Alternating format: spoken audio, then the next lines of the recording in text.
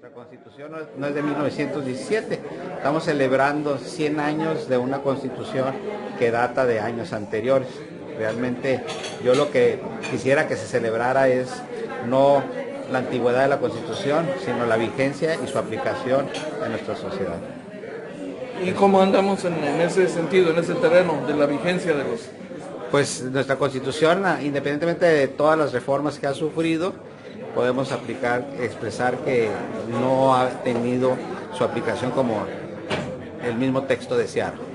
Realmente la nación busca desvirtuar el sentido del espíritu de los principios constitucionales a una realidad diferente a lo que es el texto. ¿Tan dispares son el texto constitucional de con la realidad? Pues lo que se busca precisamente en las reformas es lo que yo siempre les he mencionado. ¿Para qué son las reformas? Para actualizar nuestra realidad nacional al contexto constitucional. Estamos frente a una corriente de opinión y un esfuerzo organizado por dotar de una nueva constitución a este país a propósito del aniversario. Justamente, ¿qué opinión le merece eso? Pues ahí tendría que explicarle y desearle que primero quisiera que se respetara y se aplicara esta Constitución a buscar un sentido de un nuevo texto. Es muy difícil hablar de un nuevo texto si no conocemos nuestra Constitución y lo que la misma dispone. ¿Para qué queremos una nueva Constitución si no sabemos qué es lo que queremos? ¿Bastaría respetar la actual? Yo considero que más que nada respetar, darle y fortalecer a la actual Constitución, el fortalecimiento que requiere. ¿Cuál sería el talón de Aquiles en ese sentido, en este momento? Pues el talón de Aquiles es que siempre existe alguien que considera que nuestro texto puede ser criticado en función de su orden, en función de su redacción, en función de su esquema básicamente del texto constitucional. Dice, es un texto que habla de los derechos humanos en un capítulo y resulta que en otro capítulo también respecto de lo que es el trabajo y la previsión social habla de los mismos. Y entonces muchos dicen lo que le falta a nuestro texto es técnica legislativa.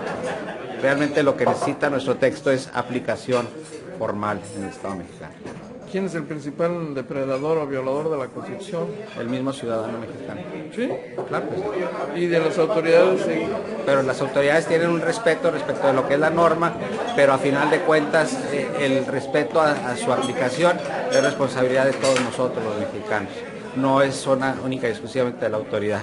El contexto constitucional genera precisamente esa forma de vida que debemos de reflejar nosotros en sociedad, y la sociedad no refleja lo que dice la norma constitucional en el Estado mexicano, y nos damos a la tarea siempre de buscar un culpable, y ese culpable lo queremos señalar en la autoridad, y creo que estamos equivocados. Aplicado eso al contexto actual y con esto de los reclamos sociales y las enormes manifestaciones, ¿cómo interpretarlo? El reclamo social, desde mi punto de vista, puede ser considerado como algo positivo respecto de la sociedad en el interés por modificar nuestras instituciones.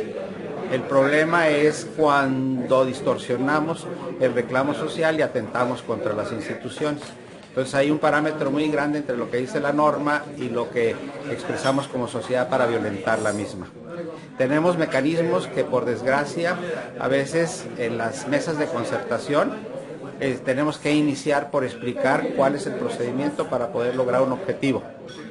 Y siempre recurrimos a los cambios drásticos para modificar las normas constitutivas o las normas constitucionales. Y entonces, ante el temor de una crisis política, nuestras autoridades atienden al clamor popular. Y ante un cuestionamiento constitucional, nuestras autoridades expresan que desconocían el procedimiento para desarrollarlo. Doctor, ¿usted qué le diría a toda esa gente que ha estado tomando la calle por 3 semanas consecutivas o 4? ¿Qué les diría a toda esa gente? Que hay que usar la razón para poder lograr los objetivos. Eso es todo. No les pido ni que recurran a la violencia, al contrario, los invito a que lo hagan de manera ordenada, pero que el mismo clamor social o la misma demanda social sea un motivo suficiente para revisar si efectivamente nuestras instituciones están actuando correctamente. No llegamos ya al momento en que hay que, además de tomar la calle o después de haber tomado la calle, actuar, usar la misma Constitución, usar el marco legal que ya Pues existe. así es como siempre hubiéramos querido nosotros, ¿verdad? Si los procedimientos que ya están previstos en la Constitución dieran frutos o dieran resultados satisfactorios a la sociedad, creo que estaríamos en el camino correcto. Pero cuando nos encontramos ante cuestionamientos que no atienden al clamor social, es cuando la sociedad enfurece o cuando la sociedad considera que no se le toma en cuenta. Pero la responsabilidad de la sociedad es estar atento al actuar de los responsables de la política y no permitir que un proyecto legislativo se apruebe sin una consulta de orden social o popular. Esto no hubiera ocurrido si la sociedad estuviese atenta. Claro, por supuesto, nunca hubiese ocurrido, como han ocurrido muchas cosas en el país. O sea, realmente, si la sociedad exigiera a sus representantes se le informe de su actuar y el representante entendiera que es un representante social, porque ese también es el otro conflicto, el representante social tenga la plena seguridad que no va a hacer nada oscuritas ni en contra de la voluntad de sus representados.